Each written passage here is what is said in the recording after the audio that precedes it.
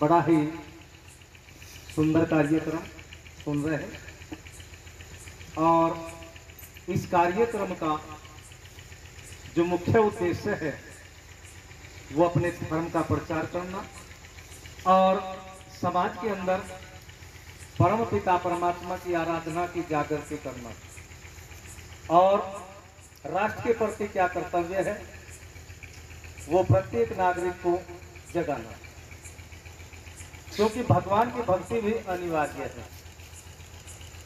सर्वप्रथम मनुष्य का ये कर्तव्य होना चाहिए कि मैं कहीं भी रहूं, कितना भी कार्य करूं, लेकिन प्रातः और सायंकाल उस परम पिता परमात्मा की आराधना के लिए चाहे 5 मिनट का समय दूं, परंतु मुझे 5 मिनट का समय उस प्रभु के लिए देना चाहिए।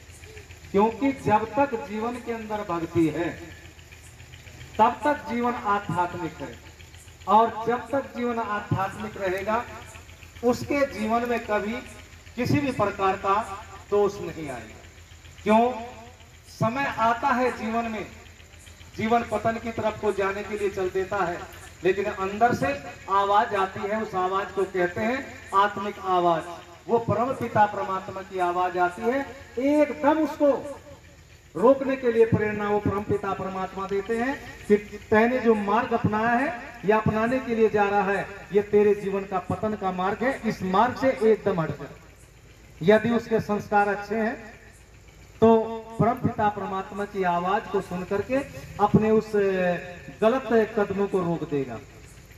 और यदि कोई स्वार्थ उसके अंदर आ गया इतना बड़ा कि स्वार्थ के वशीभूत होकर के उसने अपने कदमों को नहीं रोका, उस परम पिता परमात्मा की आवाज को नहीं सुना, तो उसका जीवन पतन की तरफ को चला जाता है। लेकिन जिस मनुष्य के अंदर ईश्वर की भक्ति है, परम पिता परमात्मा की आराधना है, वो प्रथम तो कोई गलत कार्य करेगा ही नहीं, और यदि गलत कार्य करने के लिए चला भी, परमात्मा की जो आवाज होगी एकदम उस आवाज को सुन करके रुक जाएगा। और दूसरा, राष्ट्र के प्रति कर्तव्य।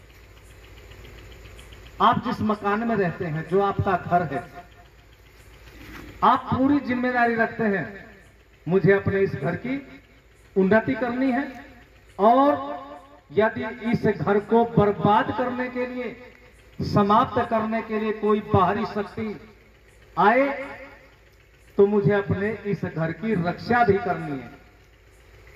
करते हैं ना करते हैं सभी लोग, मर जाएंगे मिट जाएंगे, और बल्कि खेत पर अगर बीच में डोला है ना, पड़ोसी अगर डोले को काट रहा है और नहीं मानता, अपनी उस डोल की रक्षा के लिए उसका कत्ल भी कर देते हैं। लेकिन वही लोग जब उनकी आंखों के सामने धर्म का ह्रास हो रहा है, देश की रक्षा को खतरा हो रहा है, उस समय वो शांत रहते हैं। क्यों? धर्म की रक्षा कैसे हो, राष्ट्र की रक्षा कैसे हो, ये संस्कार उसके अंदर नहीं है, और ये संस्कार मिलते हैं सत्संग से, ऋषि मुनियों के संपर्क से, सद्गुरुओं के सत्संग से।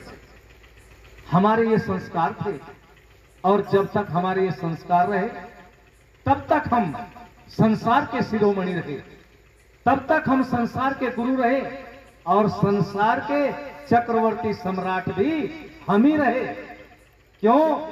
क्योंकि ऋषियों के चरणों में बैठ करके हर बच्चे को धर्म की, राष्ट्र की, जीवन निर्माण की शिक्षा दी जाती है। आज वो शिक्षा नहीं है। आज शिक्षा कहां है? मॉन्टेसरी स्कूलों में, जहां वो अपनी राष्ट्रीय भाषा भी नहीं जानता। अगर आप लोग किसी बच्चे से मोबाइल का नंबर पूछने लगे या अपना बताने लगे, अंग्रेजी में बता दिया तो वो लिख लेगा, और हिंदी में बताना कर दिया, पहला जी है नुकरा, समझ में नहीं आएगा। अंग्रेजी में बताओगे तो लिखोगे, लिख लेगा वो। क्यों? क्योंकि हमने अपनी भाषा भी छोड़ दी। और जब धर्म के प्रति कोई आस्था नहीं है, राष्ट्र के प्रति कोई आस्था नहीं, भाषा के प्रति कोई आस्था नहीं, तो उन लोग